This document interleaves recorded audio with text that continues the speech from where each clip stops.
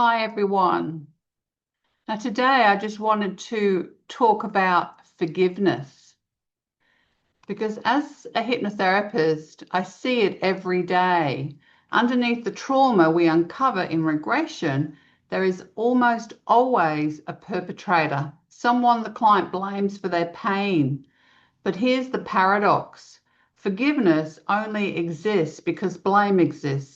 Now, if we lived in a world where we took total responsibility for our journey, forgiveness would be a moot point. Now, I once had a client ask me, what if I was abused as a child? How can I be responsible for that? Now, my answer, well, we are all on a path of learning, and I believe every perpetrator eventually has to walk in your shoes to understand the weight of what they did. But for you, the survivor, forgiveness isn't about excusing them. Now, forgiveness is a giving up. It's a conscious choice to drop the heavy habitual weight of the painful grievance. It isn't a gift that you give to another person. It is the healing itself. Now, we've all been taught to think forgiveness is weak, but it's actually the ultimate act of taking back your power. Because the main misconception about forgiveness has to do with letting the offender off the hook. Now, some people interpret this to mean that they are giving the offender permission to do harm again. Others interpret it to mean shifting the blame from the offender to the victim, but neither is true. Blame is a byproduct of anger.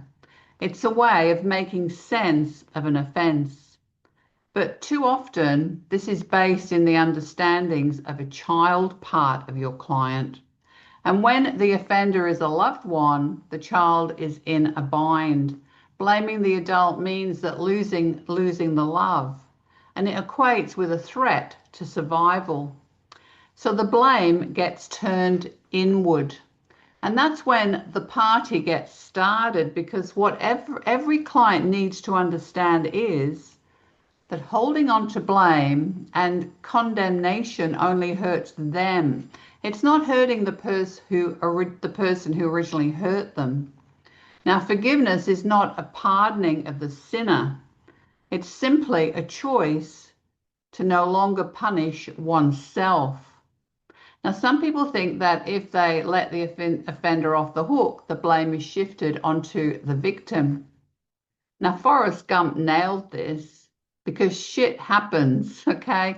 People act out unconsciously based on their internal programming, and sometimes others get hurt. But the hurtful behavior is always an attempt to satisfy an unmet need. That's forgivable. So when you follow the timeline of an offender back, inevitably what you will find is a situation of some sort of trauma and usually abuse as well.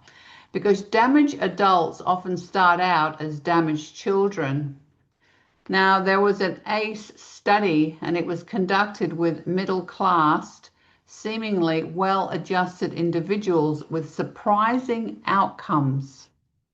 Now, the statistics on childhood neglect and abuse are much higher than anyone would ever care to admit to. Childhood trauma eventually finds a way to express through symptoms and behaviors. And it is at the root of many of the ills we see in our therapy rooms. Now, you might want to check out the work of Gabor Mate, because he talks about this in great detail, because everyone has unresolved grievances from childhood. For example, birth is inherently traumatic, so everyone has a need to forgive.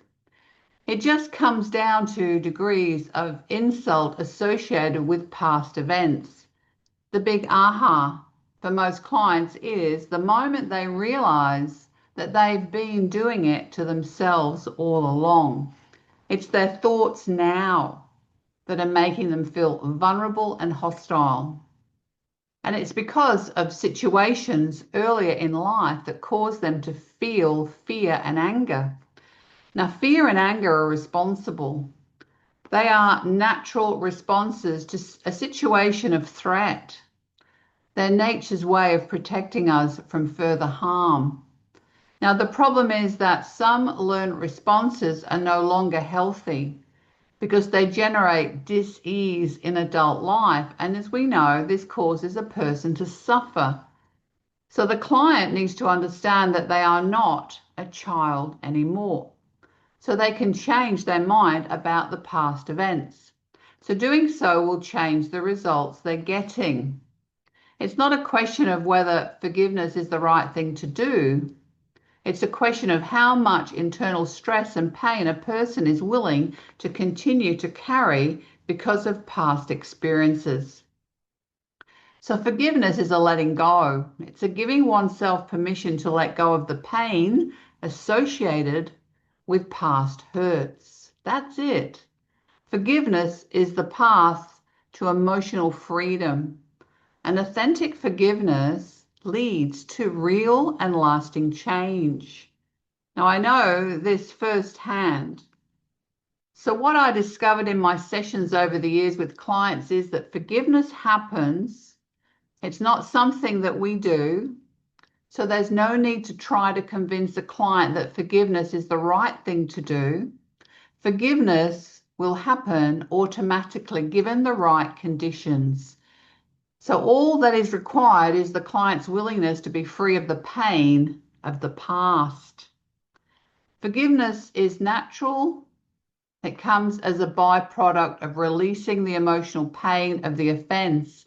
And this restores the mind-body system to balance so that the nervous system comes back into parasympathetic function, safety, and the mind comes to clarity. Stress inhibits cognition. And this puts the client back in choice rather than running on automatic. So the bottom line, everyone has unresolved grievances from childhood. Abuse is far too common. And this is a commentary on our society, not on the victims of abuse who were too young to do anything about it at the time. We're just dealing with the fallout of generations of childhood neglect and abuse. It's that old saying, the sins of the fathers visited upon the sons. So like hypnosis, forgiveness is not something we do. It's something that happens automatically, given the right conditions. And the function of the hypnotherapist is to simply create the conditions where forgiveness can happen naturally. And if you haven't already looked into our diploma in clinical hypnotherapy, that's where you can guide your client to the point where they can automatically understand the perpetrator's point of view, and you don't have to push them into forgiveness. Because like I said, it's not something we do. It's something that happens automatically with the client, within the client, when the conditions are there. And that's our job to guide the client into that state.